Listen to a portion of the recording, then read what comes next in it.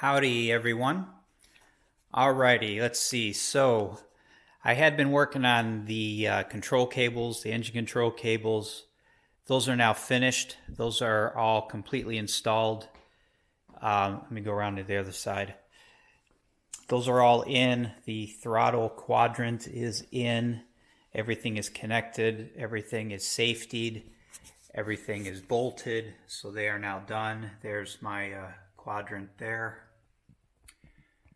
You guys have seen that before if you watched my other videos. The quadrant and this cover plate have been around for a while, but this is the first time that they've been permanently installed with the cables. That is all done. You can see underneath my ephes right here in this corner, that black knob is also new. That is my push-pull cable for my alternate air source. You can see that I've got my grommets in place now. Remember, this one anyway was just an open hole, and I believe this one down here was an open hole. They are now grommet. I have fire stop. I'm going to be putting that around all of these penetrations and onto the wire. So the wire will be encapsulated, and the grommet itself on each of these penetrations will be coated with fire stop. It's basically like a caulking. It comes in a tube just like regular caulk, but it's specific to prevent fires from spreading from one area to another. When it gets to a certain temperature, it expands and it basically, fills up any kind of voids. That will be on all these different wire type penetrations. So those little grommets are new, as well as this push-pull cable. I have the penetration for it here. I'm not going to put a grommet on there quite yet because this is probably going to have to come in and out here a few times. It has not been cut. It's still full length out of the box. That's going to have to wait until I get my my induction finished, and then I'll know where that alternate air source is going to be located, and then I can make the cable fit. But I wanted to get that in and the control cables in so I can start working on putting this top skin on. I also finished my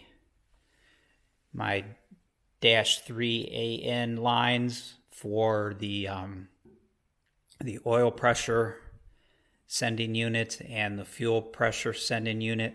Those lines are now in. You can see them here. I don't think I'm going to attach them to the firewall. I don't think they need it. I think they're flexible enough that the engine can roll around and do its thing. And I don't think there's any need to attach these any further than what they are now. So those are done. So I think what I'm going to do now is just go over everything again, make sure I'm not missing anything down inside here. I also have I put a clamp here to attach the cable, one of my control cables, and then the other control cable is attached to that with a tie wrap in 2 spots. Just make sure that everything in here is secure. Whatever cover plates are back on and everything is ready to go. And then I'll probably give this a quick wipe down just to get fingerprints and oils and stuff off of everything. And then I'm going to use my fire stop. I'm going to coat this here with fire stop all the way around. And on this edge, I'll probably use fire stop just because it's convenient. I should mix up a batch of fuel tank sealant for this edge just to keep water from getting in here.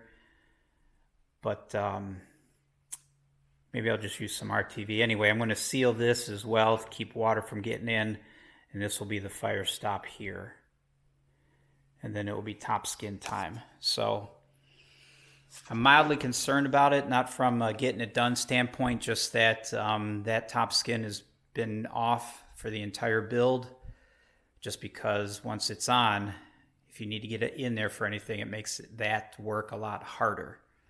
So I've really been putting this off as long as I can, but I think now is the right time to do it, like I said, because I want this structure to be as good as it can be as structurally sound as I can get it before I start fooling around with cantilevering the cowling off the front. I don't want to leave that hanging off there with just clecos. So I think now's the time to do this. So I'll go over everything one more time, and I'll set up the camera. I'll probably do a time lapse on the riveting. Doing that real time is probably kind of boring, so I think I'll time lapse it, and I'll talk to you guys when I get that done. All right, see you later.